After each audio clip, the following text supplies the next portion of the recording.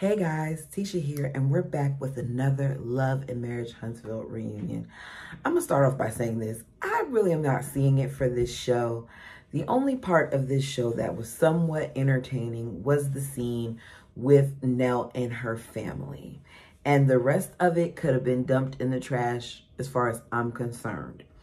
Even though Nell is over the top and she's dramatic, I'll take her over the Scotts anytime. This is yet another episode that we did not see either one of the Scotts, and I wasn't bothered by it. I didn't find myself missing them. The Scotts aren't really giving us anything. We're not finding out about their real life, but we are getting a little bit of Nell's. And even though I do feel like it was a bit much, there was some legitimate things that happened at this dinner. And there is something that is very off about this family. So we pick up the conversation where we left off about the dogs and Chris Jr. wanting them back. And even though she told us that she wasn't giving the dogs back unless she was giving back her money, we find out from Chris Jr.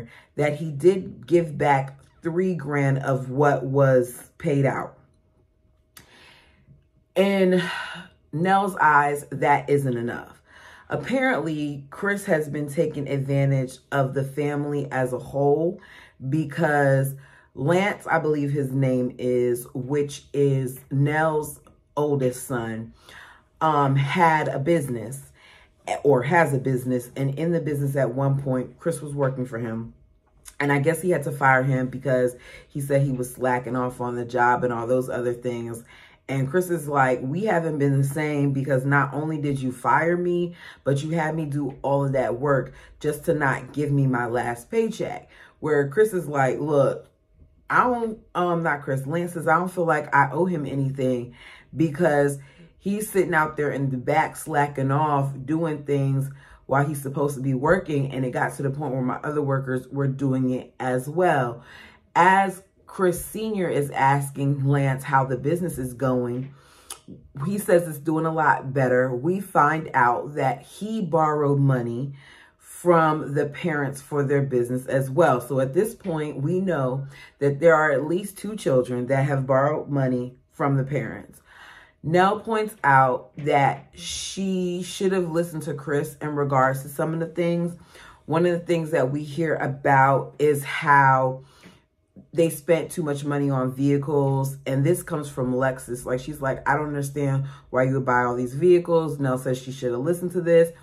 Chris's daughter says that she wants to know why they didn't buy her a car. She didn't get the same treatment as her siblings, that her first vehicle was a hoopty that she paid $1,500 for, and she had to work a whole summer in order to get it. Meanwhile, she has siblings that are driving BMWs and Mercedes. I believe her, but I feel like some of this has some context. I say that because I know me, my first car was a Nissan Sentra, brand new for the year and everything. I think I had like 2,000 miles on it. And my sister got something, what did my sister get? By the time my sister got her vehicle, I think she got an Acura. My father was trying to give me a Lexus, but my mother, whom he wasn't married to at the time, said no. So there is some context sometimes with some of these things. Not saying that that's what happened, but it was a different time. It seems like there's a little bit of an age difference between some of these kids. Like, we're not just going to sit here and say that one thing without context. We find out from Nell that even though she's saying that she didn't buy them any car, they gave her $22,000 for a vehicle. Then there's some discrepancy about the amount. Either way, we know it was a large amount. The daughter doesn't deny getting a large amount, but she does say that she can't help it that she wrecked that car and that she still feels like she got treated differently. She talks about how for years, this is part of the reason why she didn't talk to them and things of that nature. no matter what they do, there's not going to be a real way around this because they keep invalidating her feelings. I'm not saying that they're completely wrong in how they feel, but I am saying that that young lady was not raised in the same household as her other siblings. There will always be a different dynamic there. There will always be some type of loss, some part of her that feels left out because her experience was different from her siblings' experience. I don't know what her mother's household looks like, but she was not raised in Nell and Chris's two-parent household, so that would be different. And even though it's my daughter this, my daughter that, I don't really feel like Nell considers her to be her daughter. Her actions don't show that. Lance, Nell's oldest son, that one of the things about her is that she always has this woe is me attitude. She might have that, but I do believe some of what she's saying. She points how it's not a woe is me attitude. When have you all invited me on vacations? Y'all even had a vacation with your co-workers and I wasn't invited to that. You had a vacation with your wife at the time and I wasn't invited to that. She runs down a bunch of her grievances. Apparently, this has been an ongoing issue. So if you all know that this was a possibility, why invite her to film? Sometimes it's not about making a TV moment because the whole entire time all this was going on, that lady's husband did not say a word. That white man just sat there quietly.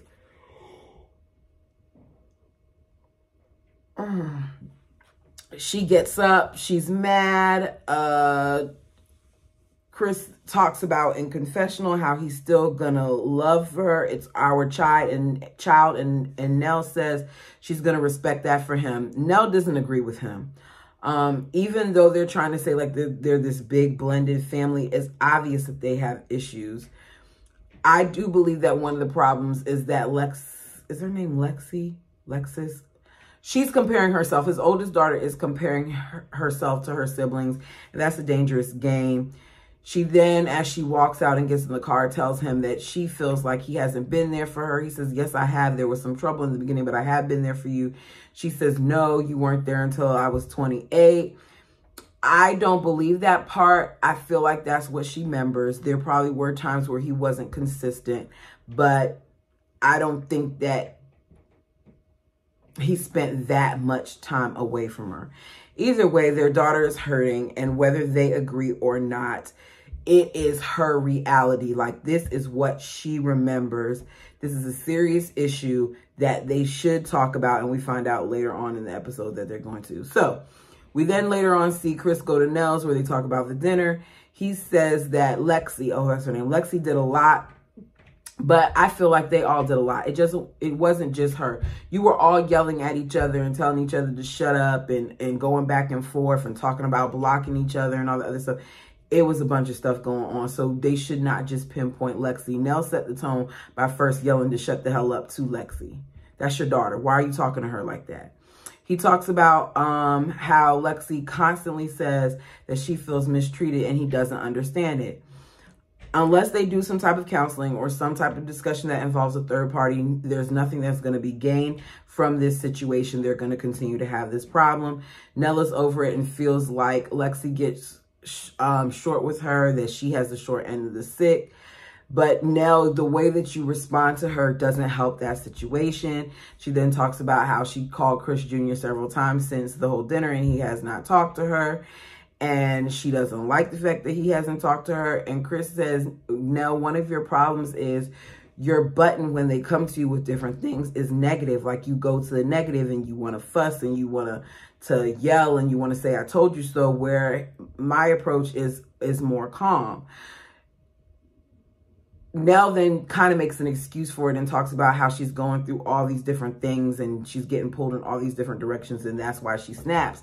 But I don't feel like it's right for you to take it out on them, number one. And number two, don't complain about them not contacting you and them not coming to you and how you don't like that. And then when you do, you lash out at them. They're not going to talk to you. Kids and adults sometimes have to figure out things for themselves. So back off and let them figure it out for themselves. You thinking that you have a right to go from 0 to 100 is ridiculous. you can teach them and help them without all of that. Chris finally does suggest counseling. Nella at first seems like she was against it because she made a point of saying, like, we're the ones that counsel people. I counsel moms and parents, parents and kids all the time at this facility. And now here we are needing counseling. Yeah, you do need counseling because you obviously cannot counsel yourself. We then have Stormi. We see Stormi and Courtney are at their home discussing how busy she's been. She talks about the business and how things have gotten better since Kyle.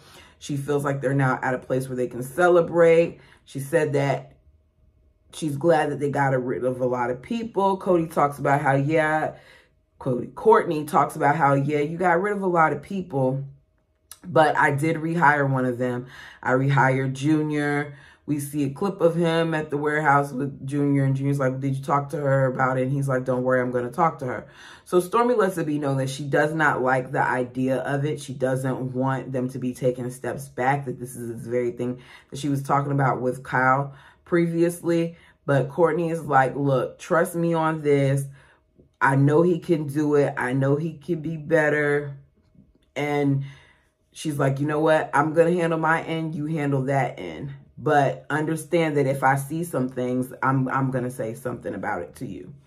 We then have Martell. Martell finally moved out. Even though he had to use his brothers and his uncles to do this move because Martell can't afford a moving company, he moved out because yet another friend helped him find this place. He said it's really, really hard to lease a place and I need at least 5 bedrooms. Part of Martell's problem is he's trying to provide what Melody has, and you're not in the same tax bracket. It's okay if your kids have to share rooms.